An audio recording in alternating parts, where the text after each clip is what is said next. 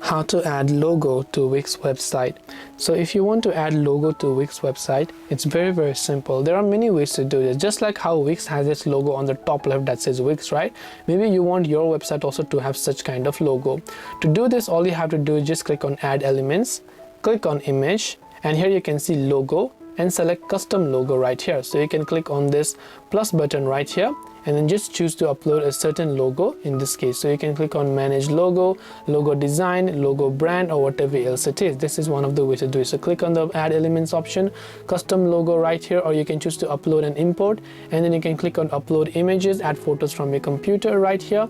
Then all you have to do is just add a certain image that you want to add right here, right? So I'll just go to this template section. I'll simply add my logo right this, and once I add my logo, you can see the file will be uploaded, and I can just click on the add to page to add that particular logo to my website, and I can add it to any of the sections. So whether I want it inside the header section right here, right? So maybe I want it right beside the name, and I want it beside this header section. I'll customize it and add there.